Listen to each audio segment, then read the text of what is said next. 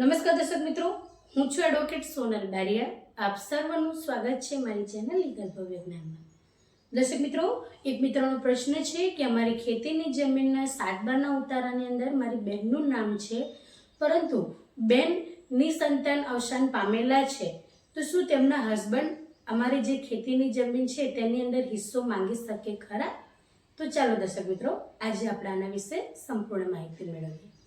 તો દર્શક મિત્રો, 7/12ની જે ખેતીની જમીન છે એનો જે ઉતારો છે તેની અંદર તમારા બેનનું નામ છે અને બેન નિસંતાન અવસાન પામેલા છે.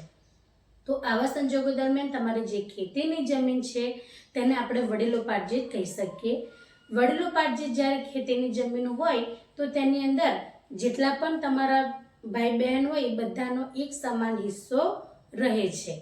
પરંતુ દર્શક મિત્રો, જો તમારા બેનને સંતાનો હોત તો એ જે સંતાનો છે તેમને સંપૂર્ણ હક છે. એટલે તમારા બેનનો જે અવસાન થયું છે એ અવસાનની અંદર એમના અવસાન પછી એમના જે દીકરા દીકરીઓ છે તેમનું નામ દાખલ થઈ શકે છે અને તમારા બેનનો જ્યારે વારસાઈ કરાવો અને તમારા બેનનો મરણનો દાખલો આપો તો તમારા બેનનું નામ કમી થશે 7/12ના ઉતારામાંથી અને એમના સંતાનોના નામ દાખલ થતા હોય છે. આ એક કહી શકીએ કે રેગ્યુલર પ્રક્રિયા છે. પરંતુ જો કોઈ વ્યક્તિ એટલે કે તમારા જે બેન છે તેઓ નિસંતાન અવસાન પામેલા છે તો એવા સંજોગો દરમિયાન એમનું જ્યારે તમારે 7/12ની અંદરથી નામ કમી કરાવવાનું હોય તો એમનો જે મરણનો દાખલો છે એ તમે રજૂ કરી શકો છો. અને મરણના દાખલાની સાથે એમને જ્યારે વારસાઈ કરાવો ત્યારે તમારે એક એફિડેવિટ આપવાનું રહે છે કે અમારા જે બહેન છે તેઓ નિસંતાન અવસાન પામેલા છે. હવે દર્શક મિત્રો, અહીંયા પ્રશ્ન એ છે કે શું બહેનના પતિ એટલે કે જે બનેવી છે તેમનો હિસ્સો ખરો? એ માંગી શકે ખરા હિસ્સો? તો દર્શક મિત્રો, ના.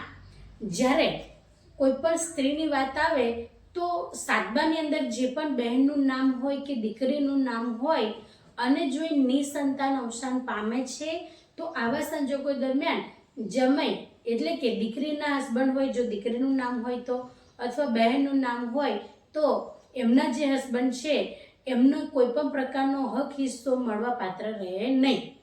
જ્યારે પિયરની વાત આવે છે તેવા સંજોગો દરમિયાન એટલે જે બહેન નિસંતાન અવસાન પામેલા છે એમનું કોઈ જ વારસદાર નથી, કારણ કે નિસંતાન અવસાન પામ્યા છે એટલે એમનું નામ દાખલ જે છે 7/12ની અંદર એ કમી કરવા માટે એક અરજી સાથે તેમનો મરણનો દાખલો આપવાનો રહે છે.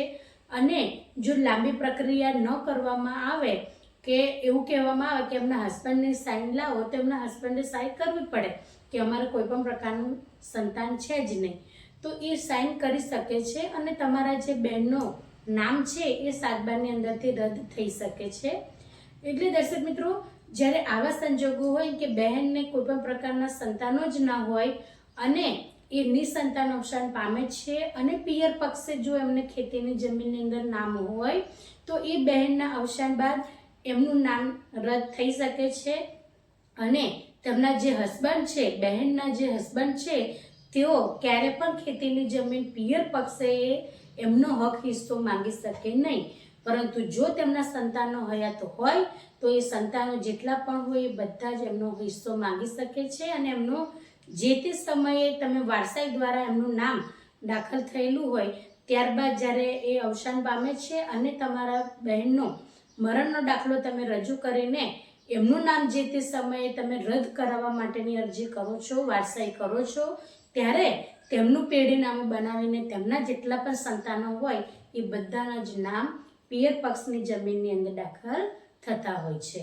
એટલે દર્શક મિત્રો, ટૂંકમાં એટલું જ કે બહેનની પિયર પક્ષે આવેલી ખેતીની જમીનની અંદર એમના સંતાનોનો સંપૂર્ણ હક રહે છે, પરંતુ પતિનો એમનો કોઈ પણ પ્રકારનો હક હિસ્સો રહેતો નથી. અને જો બેન નિસંતાન અવસાન પામે છે તો એ જે ખેતીની જમીન છે તેની અંદર તેમના જે હસબન્ડ છે તેમનો પણ કોઈ પણ પ્રકારનો હક હિસ્સો રહેતો નથી. તો દર્શક મિત્રો, આજના માટે આટલું જ. જો વિડીયો સારો લાગ્યો હોય તો તેને લાઈક કરજો, શેર કરજો અને ચેનલને સબસ્ક્રાઈબ કરજો. જય હિન્દ, જય ભારત.